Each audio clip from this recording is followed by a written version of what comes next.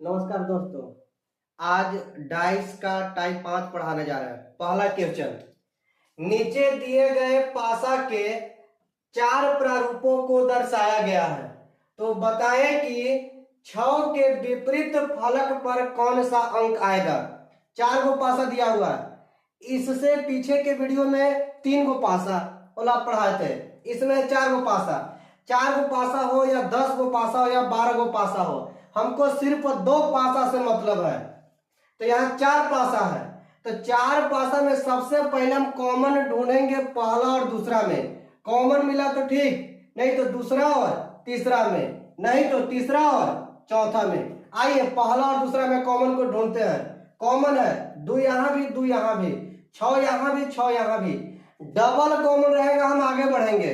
अब दूसरा में आते हैं, 6 6 4 4 और आगे बढ़ेंगे। यहाँ कॉमन है 4, अकेला कॉमन 4 है, तो तीसरा और चौथा से बनेगा। तो कॉमन 4 है तो 4 से घड़ी की दिशा में, 4 के बाद 6, 6 के बाद 5, फिर 4 के बाद 1, 1 के बाद 2। अब कॉमन की तुलना कॉमन से, तो 4 से हम आगे बढ़ेंगे। 4 के बाद 6, 6 के बाद 5। कॉमन की तुलना कॉमन से, कॉमन 4 था तो 4 के नीचे 4 लिखेंगे। अब 4 के बाद 1, 1 के बाद 2। क्या आपसे पूछा जा रहा है? 6 के विपरीत फलक पर 2 का विपरीत 5 हो जाएगा, और 5 का विपरीत 2, 6 का 1, 1 का 6, 4 का पूछा जाता है। इसमें अंक कौन सा नहीं है? तो अंक नहीं है 3, तो 4 का 3। आपसे पूछा गया 6 का विपरीत, तो 1 हो जाएगा। 6 का विपरीत 1, 1 ऑप्शन ए। आइए क्वेश्चन नंबर 2, नीचे दिए गए पासा के 4 प्रारूपों को दर्शाया गया है, तो बताएं कि 3 के विपरीत फलक पर कौन सा अंक आएगा। यहां भी 4 को पासा दिया हुआ।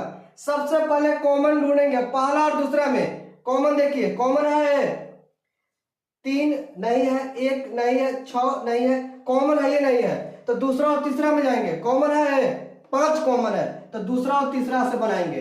5 घड़ी की दिशा में, 5 के बाद 4, 4 के बाद 2, 5 के बाद 3, 3 के बाद 1। अब कॉमन को लिखेंगे, 5 कॉमन मिला था, तो 5 के बाद 4, 4 के बाद 2।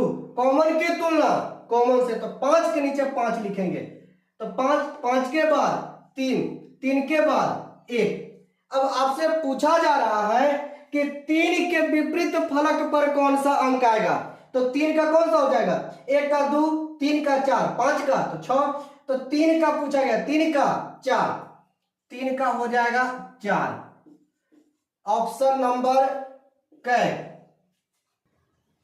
क्वेश्चन नंबर 3, यदि किसी घन के विपरीत सतहों पर बिंदुओं का कुल योग 7 हो, तो नीचे दिए गए पासा में कौन सा पासा सही है।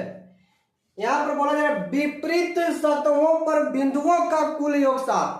तो हम थ्योरी में बताए थे कि विपरीत सतह पर बिंदुओं का कुल योग 7 हो तो वह पासा स्टैंडर्ड होगा। तो इसमें ढूंढना है कि स्टैंडर्ड पासा कौन है।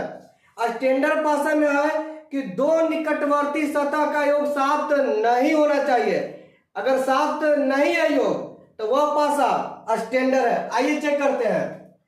5 और 2 7, 7 योगफल हो गया, यह पासा जनरल है, ये कभी होगा नहीं। इसमें देखिए 4 और 3 7, 7 हो गया, यह पासा जनरल है, कभी होगा नहीं। 6 1 7, यह पासा जनरल है, यह कभी होगा नहीं। अब इसमें देखिए 6 और 4 10, 5 4 9, 6 5 11, इसमें कहीं भी जोड़ रहे तो 7 तो नहीं हो रहा है, यानी इसका विपरीत का योग 7 होगा, यानी ऑप्शन डी सही है।